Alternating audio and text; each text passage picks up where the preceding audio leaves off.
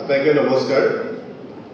3 মিনিটত কথা ক'ব লাগিব, গতিকে সকলোকে নাম এড্ৰেছ কৰা সম্ভৱ নহয়। গতিকে সন্মানীয় সদন, বিশিষ্ট নাগৰিকসকল, তেজপুৰ বিশ্ববিদ্যালয়ৰ ছাত্ৰ ছাত্ৰী, শিক্ষক সমাজ আৰু কৰ্মচাৰীসকলে আৰু তেজপুৰ বিশ্ববিদ্যালয়ৰ পৰিয়ালে চলাই থকা এই আনন্দ সদৌ ছাত্ৰ সন্থাৰ আমাৰ যে সমৰ্থন, আমাৰ যে তেখেতসকলৰ প্ৰতি সহমৰ্মিতা, ইতিমধ্যে আমি তেখেতসকলক কথা বতৰা আলোচনাৰ মাজেৰে আমাৰ কথাখিনি তেখেতসকলক প্ৰকাশ কৰিছোঁ আৰু কি ধৰণে আগন্তুক দিনত আমি তেজপুৰ বিশ্ববিদ্যালয়ৰ ৰক্ষাৰ স্বাৰ্থত কাম কাজ কৰিব লাগিব, কি কৰিব লাগিব, সেইবোৰ পৰিকল্পনা যুগুত কৰি আমি আগবঢ়াৰ কথা ভাবিছোঁ।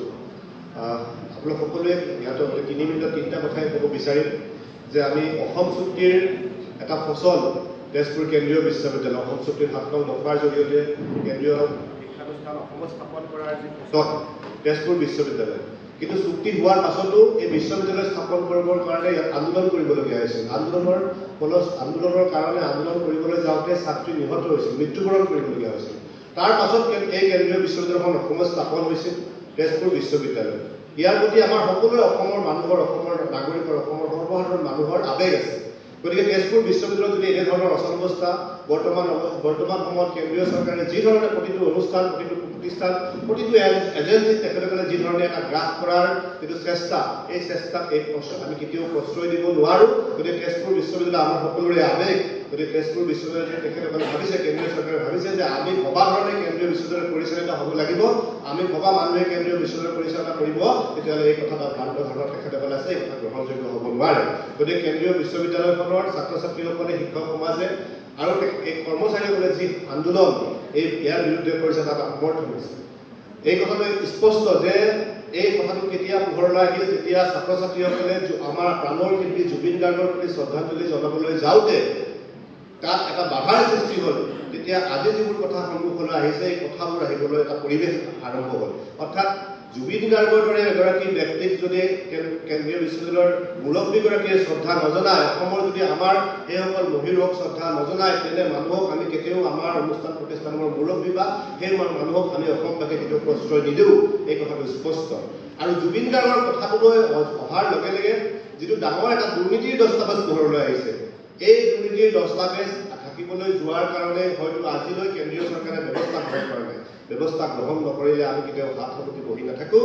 ইতিমধ্যে উদ্দীপন হাজৰিকা ডাঙৰীয়া মই যেতিয়া ইয়াত আহিছিলোঁ, তেওঁ বক্তব্যত কৈছে যে আমি ভাগৰি পৰিছোঁ। এই ভাগৰি পৰিলে নহ'ব বন্ধু, ভাগৰিলে নহ'ব। এই যুদ্ধ সংগ্ৰাম দীঘলীয়া হ'ব, কিন্তু এই ধৰণৰ মানসিকতাৰ বিৰুদ্ধে, এই ধৰণৰ কেন্দ্ৰীয় চৰকাৰৰ যি দৃষ্টিভংগী, ইয়াৰ বিৰুদ্ধে আমি যুঁজ দিব লাগিব, এই কথা নিশ্চিত। আমি সদৌ অসম ছাত্ৰ সন্থাই ইতিমধ্যে আলোচনা কৰি আছোঁ এই সমস্যা কি ধৰণে সমাধান কৰিব পাৰি, ইয়াত শৈক্ষিক বাতাবৰণ কি ধৰণে পুনৰ ঘূৰাই আনিব পাৰি, তাৰ কাৰণে যিখিনি যাৱতীয় কাম কাজ, তাৰ কাৰণে মই প্ৰয়াস অব্যাহত ৰাখিছোঁ আৰু আমি কথা দিলোঁ যে এই প্ৰয়াস আমি আগুৱাই লৈ যাম। গতিকে দীঘলীয়া কথা ক'ব বিচৰা নাই, আমি আপোনালোক সকলোকে পুনৰ এবাৰ এই বিশ্ববিদ্যালয়ৰ পৰা এই যিটো অনাশৈক্ষিক পৰিৱেশ সৃষ্টি কৰিছে কেন্দ্ৰীয় চৰকাৰে, তাত আমি আপোনালোকৰ আমাৰ সমৰ্থন আগবঢ়ালোঁ।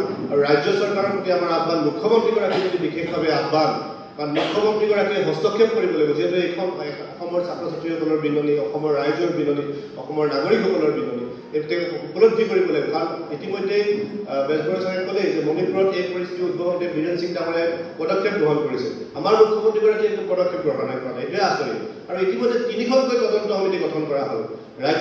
জিলা প্ৰশাসনে তদন্ত সমিতি গঠন কৰিলে, ৰাজ্যপালে তদন্ত সমিতি গঠন কৰিলে, তদন্ত হ'ল, কেন্দ্ৰীয় চৰকাৰেও কমিটি গঠন কৰিলে। তদন্ত কি কৰিছে আজিলৈকে কোনো মানুহে, কোনো ইয়াৰ লগত জড়িত ব্যক্তিয়ে বা কাৰো কাৰণে ৰাজহুৱা কৰা নাই। গতিকে এটা চিন্তাৰ বিষয়। সেইকাৰণে কৈছোঁ যে ৰাজ্য চৰকাৰৰ মুখ্যমন্ত্ৰীগৰাকীয়ে, মুৰব্বীগৰাকীয়ে এই ক্ষেত্ৰত হস্তক্ষেপ কৰিব লাগে আৰু অতি শীঘ্ৰে তেজপুৰ বিশ্ববিদ্যালয়ৰ যিকেইটা দাবী, উপাচাৰ্যগৰাকীক তাৰ পৰা আঁতৰাই এগৰাকী অতি শীঘ্ৰে কাৰ্যকৰী সভাকে উপাচাৰ্য নিযুক্তিকে ধৰি দুৰ্নীতিৰ তদন্ত কৰাৰ ব্যৱস্থা গ্ৰহণ কৰিব। ধন্যবাদ।